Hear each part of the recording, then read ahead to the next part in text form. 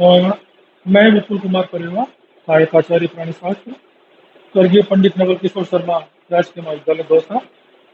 जैसा कि आप सभी को पता है कि कोरोना काल चल रहा है इस समय, और महाविद्यालय अपनी गति से काम नहीं कर पा रहे हैं, तो इसी संदर्भ में ऑनलाइन क्लासेस का जो कंसेप्ट आया है उसके अंदर मैं आज आपको अपनी प्रथम क्लास थर्ड ईयर के अंदर पेपर सेकंड इकोलॉजी के बारे में बात करूंगा। चूंकि आप लोग सभी इस समय थर्ड ईयर सेकंड ईयर के प्रमोट होकर आए हैं, तो आपको थर्ड ईयर के बारे में ज़्यादा पता नहीं है, तो मैं बताना चाहूँगा। अपने थर्ड ईयर के अंदर जूलॉजी में 3 पेपर होते हैं, जिसमें पहला है कोडेटा, सेकंड है इकोलॉजी और थर्ड है economic zoology, ethology and biostatics. तो मेरे पास जो पेपर आया हुआ है सेकंड इकोलॉजी, इसके अंदर आज हम इकोलॉजी के संदर्भ में बात करेंगे।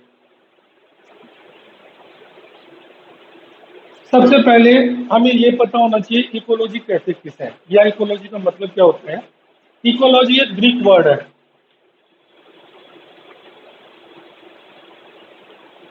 जिसका मतलब ये 2 शब्दों से मिलकर बना होता है, ओइकोस प्लस लोगोस। ओइकोस का मतलब है टू हैबिटेट, और लोगोस का मतलब है टू स्टडी। सर्वप्रथम रीटर नामक वैज्ञानिक, जिसे कि इसका जन्मदाता कहते हैं, कि साहब इकोलॉजी जो वर्ड कंसेप्ट आया था, इकोलॉजी जो शब्द कोइन हुआ है, इसको सर्वप्रथम देने में रीटर का योगदान है। बट हेकल नामक वैज्ञानिक ने, अर्नेस्ट हेकल, हेकल ने इसके बारे में संपूर्ण जो इसकी डेफिनेशन है कि इकोलॉजी की मीनिंग क्या होती है, क्या इसका कंसेप्ट है, तो वो सारा क्रेडिट हेकल को जाता है। कई बार ये आपके कंपटीशन एग्जाम के अंदर भी पूछा जाता है कि साहब इकोलॉजी शब्द की प्रतिपादन किसने किया, तो प्रतिपादन जो है कॉइन्ड जो हुआ है, जन्मदाता जिसे मानेंगे, वो तो अपने रीटर है, और इसका जो डेफिनेशन दी है वो दी है हेकल ने। हेकल ने कहा कि इकोलॉजी शब्द 2 ग्रीक वर्ड से मिलकर बना हुआ है, ओइकोस प्लस लोगोस। ओइकोस का मतलब टू हैबिटेट, यानी कि किसी का आवास, और लोगोस का मतलब टू स्टडी, अध्ययन करना। सीधे शब्दों में समझें या बिल्कुल जनरल वे के अंदर हम आए, तो मैं कहना चाहूंगा किसी भी जीव का उसके आवास के सापेक्ष अध्ययन करना। कोई भी ऑर्गेनिज्म है, उस ऑर्गेनिज्म का उसके आवास के साथ उसके अंतर संबंधों का अध्ययन करना ही इकोलॉजी या पारिस्थितिकी कहलाता है। अब सबसे पहले अपन ये बात करें कि साहब मैं ये टॉपिक पढ़ूं ही क्यों, इकोलॉजी मैं क्यों पढ़ूं। पढ़ने के पीछे जो इसका मेन कारण है, हमें किसी भी जीव का उसके आवास स्थल का मालूम होना चाहिए कि वो कौन से आवास का है, उस आवास के साथ उसके अंतर संबंध क्या है, उसके मध्य जो उसकी पारस्परिक क्रिया है वो क्या कर रहा है। अब आवास का मतलब यहाँ घर से नहीं है, जैसे मैं कह दूं कि साहब मैं एक मकान के अंदर रहता हूँ, कि मैं एक बिल्डिंग में रहता हूँ, तो वो आवास नहीं। आवास का मतलब वो प्रकृति या वो पर्यावरण जिसके अंदर वो जीवन यापन कर रहा है। एक आपने बहुत प्रचलित शब्द सुना होगा, पर्यावरण। पर्यावरण का शाब्दिक अर्थ है परि प्लस आवरण, अर्थात जो सराउंडिंग एनवायरनमेंट का जो कंसेप्ट है, अपने चारों तरफ जो वातावरण है, उसी को हम पर्यावरण कहते हैं। अभी इस पर्यावरण के अंदर जो जीव रह रहा है, वो उस पर्यावरण से क्या तो ले रहा है, क्या उसको दे रहा है। दोनों के मध्य अंतर संबंध, भाई पर्यावरण के साथ वो क्या चीज को तो शेयर कर रहा है, उसकी वजह से जीव के जीवन में क्या प्रभाव पड़ रहा है, या पर्यावरण को उससे क्या फर्क पड़ रहा है, इन सभी चीजों का अध्ययन इकोलॉजी कहलाता है। अर्नेस्ट हेकल नामक वैज्ञानिक ने इकोलॉजी की एक सिंपल सी डेफिनेशन दी है। वो कह रहे हैं कि सजीवों का उसके कार्बनिक एवं अकार्बनिक पदार्थों के साथ जो अंतर संबंध होता है, उसको ही इकोलॉजी कहते हैं। अब यहाँ पर उसने घटक जोड़ दिए, ऑर्गेनिक एंड इनऑर्गेनिक। हेकल कह रहा है कि सजीवों का उसके कार्बनिक एवं अकार्बनिक वातावरण के मध्य जो अंतर संबंध होता है, उसी को ही पारिस्थितिकी कहते हैं। अभी हम इसके अंदर थोड़ी सी इसके डीप में जाने की कोशिश करेंगे कि साहब ये क्या परिभाषा है।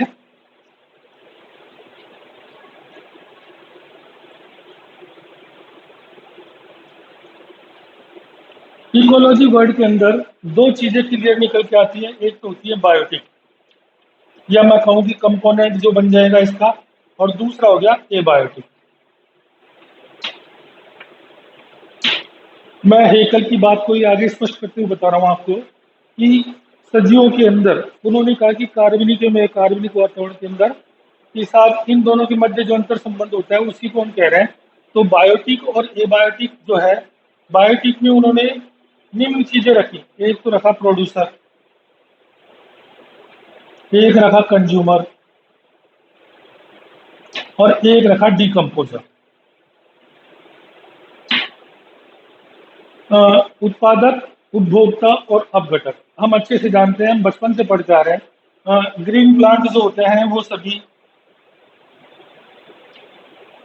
प्रोड्यूसर की कैटेगरी में आते हैं। इनको जो खाते हैं वो सब कंज्यूमर में आता है। कंज्यूमर के अंदर कई कैटेगरीज बना दी, primary consumer, secondary consumer, tertiary consumer.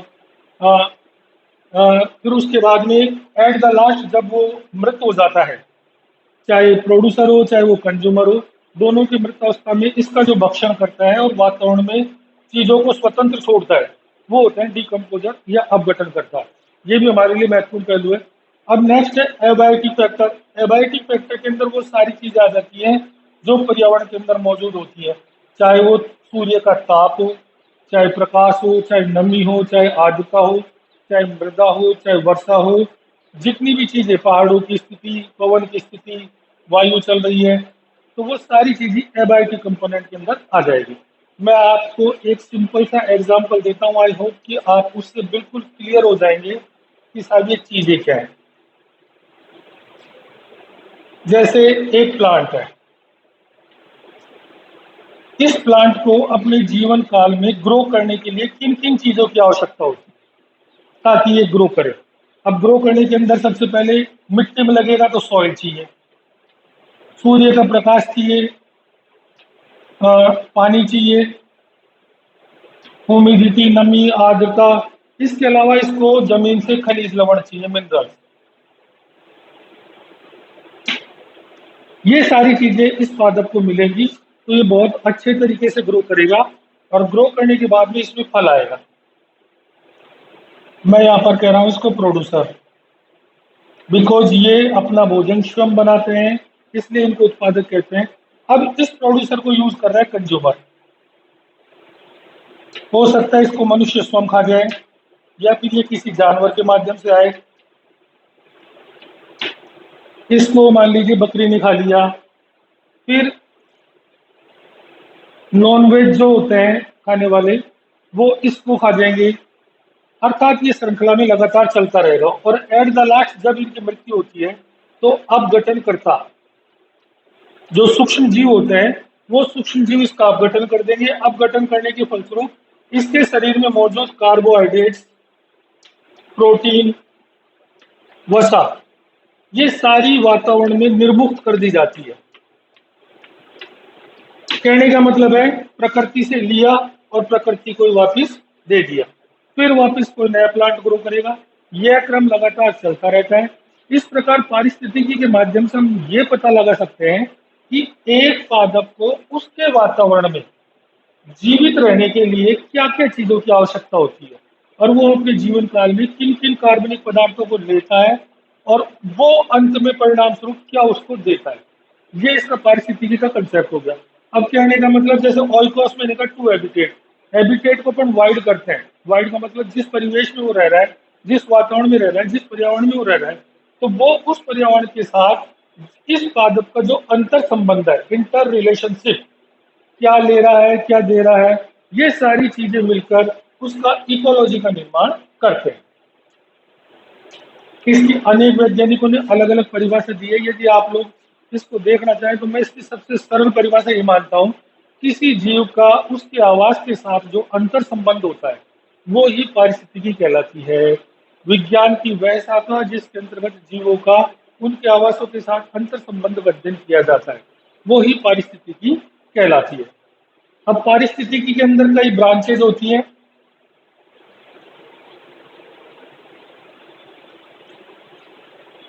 जैसे एक है संघ पारिस्थितिकी। संघ पारिस्थितिकी जो होती है इसमें स्पीसीज स्पेशल का अध्ययन किया जाता है।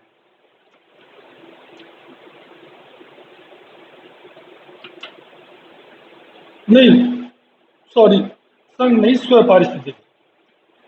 स्वयं पारिस्थितिकी में स्पीसीज स्पेशल का अध्ययन किया जाता है, और जबकि सम पारिस्थितिकी होती है इसके अंदर जो कम्युनिटी है उसका अध्ययन किया जाता है। जैसे मैं आपको एक छोटा सा एग्जांपल दूं कि कोई बगीचा है और बगीचे के अंदर केवल गुलाब के पौधों का अध्ययन कीजिए, केवल गुलाब के पौधों का अध्ययन कीजिए, तो वो कहलाएगा स्वयं पारिस्थितिकी, हॉर्टिकोलॉजी। हॉर्टिकोलॉजी के अंतर्गत पर्टिकुलर किसी एक स्पीसीज के बारे में अध्ययन किया जाता है। लेकिन यदि मैं आपको दूसरा उदाहरण दूं कि साहब एक बगीचा है और उस बगीचे के अंदर आपको जितने भी पुष्प देने वाले पादप है उनका अध्ययन करना है, तो दैट इज हो गया संपारिस्थितिकी, सिमिकोलॉजी। यहाँ इंडिविजुअल स्पीसीज का अध्ययन किया जाता है, जबकि यहाँ बल्क में या ग्रुप में स्पीसीज का अध्ययन किया जाता है। इसके अलावा जैसे पादप पारिस्थितिकी, जंतु पारिस्थितिकी, कई चीजें हैं, कई ब्रांचेस की, जैसे animal ecology. Next plant ecology, इसके अंदर सारे प्लांट से प्लांट्स का अध्ययन किया जाता है। इसके अंदर सारे एनिमल्स का अध्ययन किया जाता है। कोई जंतु किस वातावरण में किस प्रकार से रहता है, जैसे ध्रुवीय प्रदेश में भालू। अब ध्रुवीय प्रदेश का जो भालू है वो वहाँ के वातावरण के प्रति कैसे रिएक्ट कर रहा है या उसको क्या उसकी इकोलॉजी है, तो इसका संदर्भ हो जाएगा एनिमल इकोलॉजी। और किसी प्लांट का अध्ययन करना, मान लीजिए एल्गल इकोलॉजी, जिसके अंदर मैं केवल एलगी का अध्ययन कर रहा हूँ। तो नेक्स्ट है आप उत्पादन इकोलॉजी ले लीजिए, जीवाश्म इकोलॉजी ले लीजिए, इधर से आप क्या नाम से संरक्षण इकोलॉजी ले लीजिए, आप रासायनिक पारिस्थितिकी ले लीजिए, प्रदूषण पारिस्थितिकी ले लीजिए, ऊर्जा पारिस्थितिकी ले लीजिए, अंतरिक्ष पारिस्थितिकी तक ले लीजिए। अंतरिक्ष के अंदर किस प्रकार का वातावरण है, किस प्रकार का पर्यावरण है, यदि उसका हम अध्ययन करते हैं तो वो आपका स्पेस इकोलॉजी कहलाता है। नेक्स्ट, पारिस्थितिकी विज्ञान का महत्व क्या है, हम क्यों पढ़े इसको, क्या कारण है।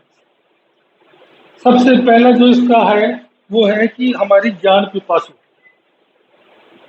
मनुष्य एक ज्ञान का प्यासा है, उसको चाहिए कि वो हर चीज की नॉलेज रखे, तो अपनी जान पहचान को बढ़ाने के लिए भी इसका अध्ययन किया जाता है। सेकंड है उत्पादन इकोलॉजी, मेरे को पता होगा कि इस वातावरण में या इस चीज की वजह से मेरी फसल ज्यादा उत्पादन दिखा रही है या दर्शा रही है, तो मैं उन परिस्थितियों की ओर अपना जो रिसर्च है वो अपनी उधर ज्यादा फोकस करूंगा कि भाई इस एनवायरनमेंट में मेरी ये फसल बहुत अच्छे से उगेगी, मेरे को इकोनॉमिकल फायदा होगा। उत्पादन को आप आर्थिक रूप से भी जोड़ सकते हैं कि साहब इसके अंदर मेरा उत्पादन बढ़ रहा है तो मेरे को आर्थिक फायदा हो रहा है। नेक्स्ट है जनसंख्या नियंत्रण में भी आप इसका इस्तेमाल कर सकते हो पॉपुलेशन के लिए। पॉपुलेशन में देखा होगा किसी भी स्पीसीज के बारे में जब हम पूर्ण रूप से पढ़ेंगे तो हमें पता चल जाएगा कि ये इस वातावरण में या इस तरीके से इसका ज्यादा हो रहा है, ये अनुकूलन का दर्शा रहा है, तो हम यदि हमारे लिए बेनिफिशियरी है तब तो हम उसको फॉलो करेंगे, और मान लीजिए हमारे लिए नुकसानदायक है तो हम उसको रोक देंगे। अभी हाल ही में आपने देखा होगा राजस्थान के अंदर टिड्डियों का हमला चल रहा है। राजस्थान के, मैं तो अपनी दौसा की बात करूँ, दौसा में भी टिड्डियों का हमला हो रहा है। तो अब टिड्डी के बारे में मुझे पूर्ण जानकारी कब मिलेगी, जब मुझे उसकी इकोलॉजी मालूम होगी। टिड्डी कौन से वातावरण में जीवित रहती है, कौन से में इसका प्रजनन काल होता है, किन चीजों को खाकर ये ज्यादा बढ़ रही है, या फिर इसको नष्ट करने के लिए कौन सी दवाइयों का निर्माण हो रहा है। तो ये सारी चीजें मेरे को तब पता होगी जब मैं टिड्डी के बारे में जानूंगा, उसकी पारिस्थितिकी के बारे में जानूंगा। जो ही मैं उसके बारे में जान जाऊंगा तो मैं उसके खिलाफ या उसके प्रतिरोध में ऐसी दवाई का छिड़काव करूंगा या इस मौसम का चयन करूंगा ताकि मैं जल्दी से जल्दी उसको नष्ट कर सकूं। और नेक्स्ट है प्रदूषण के संदर्भ में, आपने देखा होगा बहुत ज्यादा पॉल्यूशन हो रहा है। इस पॉल्यूशन की रोकथाम के लिए यदि हमको उसका इकोलॉजिकल बैलेंस मालूम चल जाए कि साहब किन चीज़ों की यदि मैं कम यूज करूं तो इसका पॉल्यूशन पे कम इफेक्ट जाए, किन चीज़ों के यूज करने से पॉल्यूशन ज़्यादा हो रहा है, तो उन चीज़ों को मैं यदि कंट्रोल कर लूंगा तो वो पॉल्यूशन जो है वो मैं काफ़ी हद तक कंट्रोल में ला सकता हूँ। ये सारे इंपॉर्टेंस सिग्निफिकेंस है जिनके फलस्वरूप हम इकोलॉजी का अध्ययन करते हैं। नेक्स्ट, यदि इकोलॉजी का मॉडर्न कंसेप्ट लिया जाए तो मॉडर्न कंसेप्ट कुछ इस तरीके से होगा, परमाणु है, परमाणु अणु परमाणु ये मिलकर कोशिका का निर्माण कर रहे हैं। सेल, सेल से बन रहा है अपना टिश्यू, टिश्यू से बन रहा है ऑर्गन, ऑर्गन से बन रहा है ऑर्गेनिज्म। ऑर्गेनिज्म से पॉपुलेशन, पॉपुलेशन से कम्युनिटी, और कम्युनिटी आखिरकार जाकर एक बायोस्फीयर का निर्माण करती है, जीवमंडल का, जिसमें कि हम सभी रह रहे हैं। अभी हाल ही में राजस्थान विश्वविद्यालय की तृतीय वर्ष की परीक्षा के अंदर ये प्रश्न पूछा गया है कि साहब जो इकोलॉजी का कंसेप्ट है उसका जो संगठन का लेवल है वो किस तरीके से, तो उसका आंसर है कि सबसे पहले रासायनिक क्रियाविधि के फलस्वरूप परमाणु अणु आपस में मिलकर कोशिका का निर्माण करते हैं। कोशिका, एक समान कोशिकाओं को वैसे में जिनकी उत्पत्ति एवं कार्य भी समान हो, उसे हम टिश्यू कहते हैं। टिश्यू आपस में मिलकर ऑर्गन का निर्माण करते हैं, ऑर्गन से ऑर्गेनिज्म, फिर जनसंख्या, और फिर समुदाय, और अंत में एक पूरा जैवमंडल बन जाता है जिसके अंदर सजीव जीवधारी लोग निवास करते हैं। अब वो सजीव के अंदर प्लांट भी हो सकते हैं, एनिमल भी हो सकते हैं। एक यहाँ मैं थोड़ा सा कंसेप्ट के लिए कहना चाहूंगा, जनसंख्या और समुदाय में क्या अंतर होता है। कई बार ये प्रश्न भी पूछते हैं कि जनसंख्या किसे कहते हैं। किसी निश्चित समय में किसी निश्चित क्षेत्र में पाई जाने वाली जाति विशेष के जीवों की संख्या जनसंख्या कहलाती है। पर्टिकुलर किसी एक स्पीसीज को यदि हम काउंट करें और वो जो इलाका है वो भी पूरा पैक हो, दैट मीन्स निश्चित क्षेत्रफल हो उसका, जैसे 1 किलोमीटर की परिधि के अंदर मैं कहूँ कि साहब घोड़ों की संख्या ज्ञात कीजिए, एक पर्टिकुलर 1 किलोमीटर का एरिया, और मैं कहूँ कि इसमें घोड़ों की संख्या ज्ञात कीजिए और इसमें टाइम भी निश्चित है कि साहब दिसंबर 2020 से जनवरी 2020 की जो जनगणना है उसके अंदर घोड़ों की संख्या ये निकल के आई, तो वो पॉपुलेशन कहलाता है। लेकिन मैं कहूँ कि किसी निश्चित क्षेत्र में किसी निश्चित समय में जाति विशेष के जीवों की संख्या न होकर बल्क में जितनी भी स्पीसीज वहां पाई जाती है, बहुत सारी जातियां जो उस क्षेत्र के अंदर में आ रही है, तो उनका जो कोर बनेगा वो कहलाएगा कम्युनिटी या समुदाय। तो इस प्रकार हमने आज इकोलॉजी का एक जनरल डेफिनेशन, जो इसका पहला लेसन है कि इकोलॉजी की मीनिंग क्या है, इसके स्कोप क्या है, इसके एरियाज कौन कौन से, इसकी इंपॉर्टेंस क्या है, इनका अध्ययन किया है। नेक्स्ट वीडियो में इससे आगे चलेंगे। आप इसको, मैं उम्मीद करता हूँ जो पढ़ाया वो आपके समझ में आया होगा, और थोड़ा घर पे इसको रिवाइज करें तो पूरा क्लियर हो जाएगा। Thank you.